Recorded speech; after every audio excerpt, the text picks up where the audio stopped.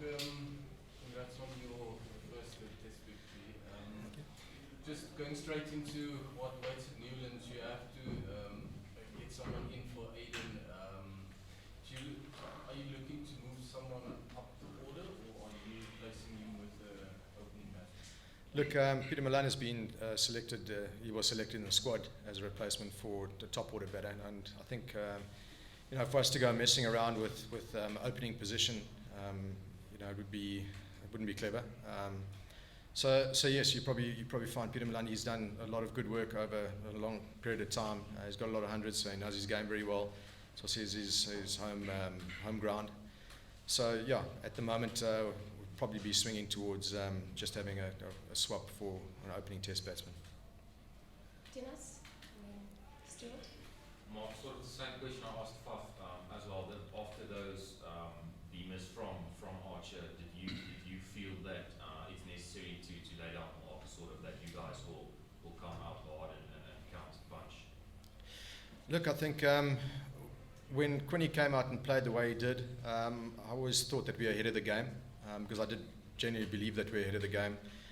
Obviously the conditions changed quite a bit, but I wanted Quinny to go out there and play his natural game. And I think I said before the test match, you can have one Quinny in your side, you probably can't have 11. But certainly, you don't want to hold a guy like him back, because he can take the game away from the opposition very, very quickly. And you also have to have the batters down the order. We talking a lot about all-rounders. So, in the partnership, he had batters batting around him as well, who you could rely on to hold it up an end. We saw the difference it made in the first innings when he was batting with Dwayne. So I'm all for counter punches. I think it was a type of wicket that, especially in the first 2 days, if you hang around there and just try and bide your time, you probably get a good one that's going to get you out. So, batting's about scoring runs as well, and I was certainly all for him going at the bowling and trying to get a bit of momentum. I think if you look at the way that the English bowled, they bowled really well in the first innings. Until Quinny came along, they maybe changed their lines and lengths, which was good for us because of the pressure that we put on them. Stuart, Mark, Dean, and Ken. Mark, Faf talked about an exceptional all-round bowling performance, but to deal with someone specifically in Kapiso Rabada, who for a lot of this year has appeared quite flat and tired, didn't have a very World Cup. How did you and the coaching staff and even the leadership within the team kind of get KG re-energized again and delivering like people know he can? I think it's just about getting him into the game. I think sometimes as an individual you feel like you're under a bit of pressure and you start worrying about your action, where you're putting the ball, are you performing a role for the team? We spoke to KG and we know what KG is all about. He's a world-class performer. Sometimes you just got to forget about your technique or where you're putting the ball and just get into a bit of a fight out there. So you probably saw KG this morning get out there and have a couple of words. The goal was to try and get him into the game and then just let his natural instinct take over. And you saw towards the end there that his paces were up and he was getting the ball in the right area. That's just because I think he probably had a bit of a sniff of a win.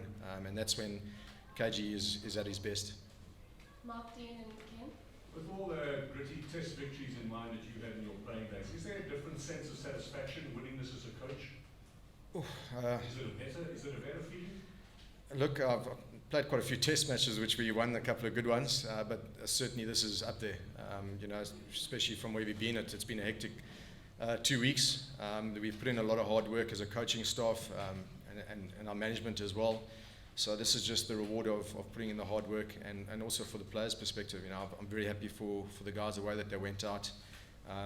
We said before that we were trying to instill a bit of confidence back in the players. Seeing them walk off the field now, there's just a little bit of a sense of belief that we can win test matches against very good teams. And hopefully we can take that forward and take that momentum. We understand that there's still a long way to go with working with individuals. We've got a couple of youngsters who we need to try and impart knowledge on and speed up the process of becoming experienced cricketers. And we'll certainly do that, but we'll enjoy this win.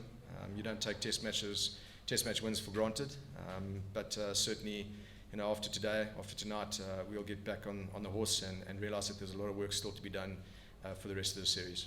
Dean, Ken, Telford, and we're wrapping up with Keela and Krista. Guys, sorry. Mark, what did you make of Joff Archer's performance? Sorry, I said Dean, sorry, Michelle. No, I am Dean. Oh, sorry. I'm so sorry. That's a new one for me.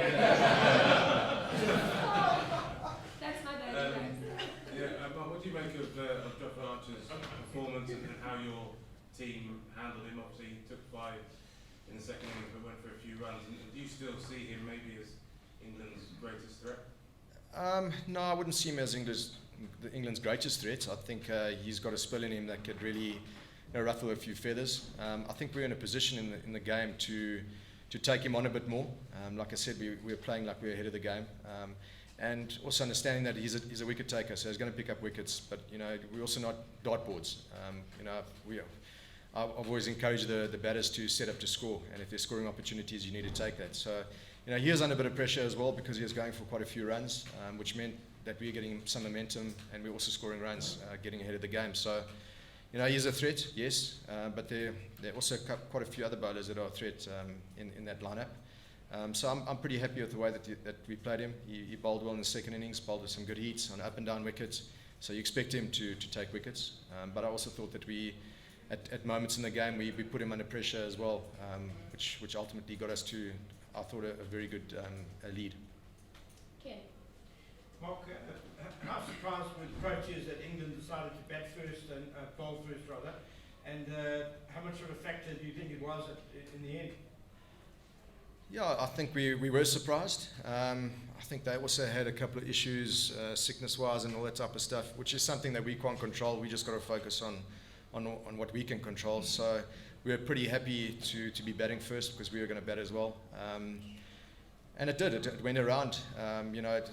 If you look at the game, I think we were 111 for 5, and we were quite brave in the way that we went about a bit of a counter punch. On a different day that might not have worked out for us, and then we sit here and we go, maybe was that a good decision? But I'm encouraged by the fact that the guys were prepared to take that risk, and ultimately, it paid off. Joe Root will talk about the first innings and the first innings lead.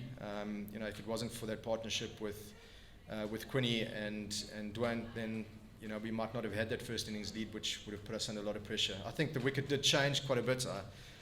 I've been coaching here for the last 3 years and still haven't got my finger on why it changes the way it does.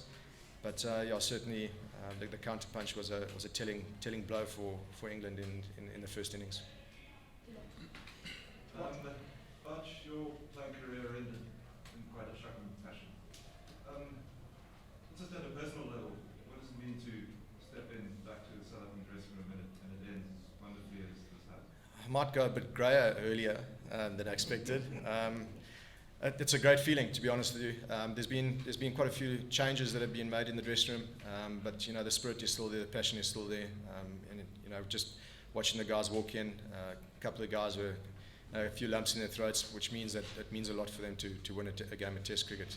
So it's a great feeling for me to be back. I've been out of Protea cricket for quite some time now, so it's an honour for me to be able to walk in that change room and be part of hopefully a change in South African cricket, which we're looking forward to the challenges ahead. By no means that this means that everything's solved, but I'm looking forward to working hard with the guys and seeing that develop over the next short while.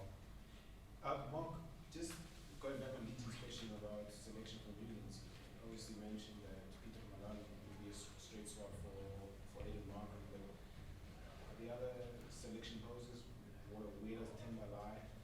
And of course, just on the transformation targets, what is the selection poses outside of Peter Malan?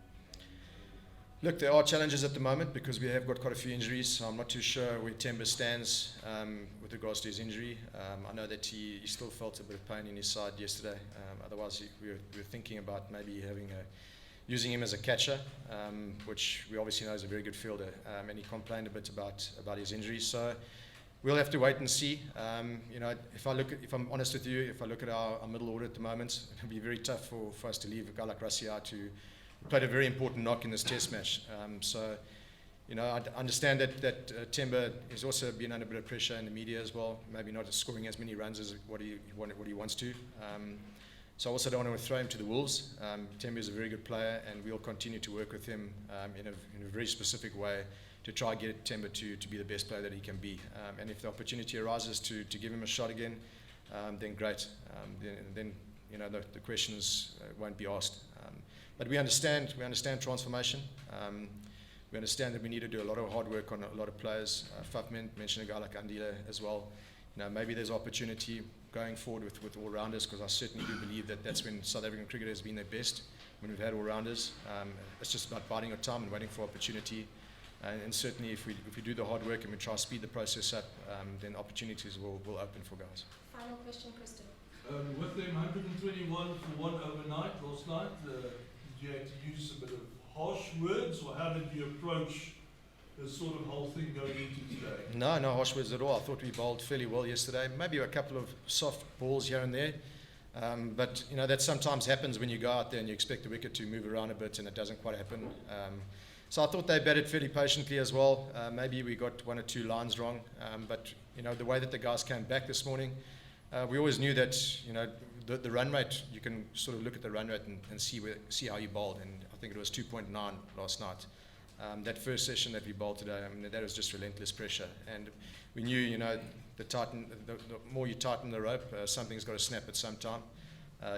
You guys alluded to the fact that Stokes was a massive wicket. I sort of knew that they were going to try something after lunch. We just had to be ready for the opportunity. And thankfully for us, I was a little bit nervous after lunch when they got a couple of boundaries. But it was a bit of a dangle of a carrot with Kesh as well. You know that they're going to try to take him on. You also don't want to spend too much energy on your guys that have to take the new ball. It worked out for us, and ultimately opened up the end. But the next batters that are coming with the new ball when they didn't face many balls. Thanks very much.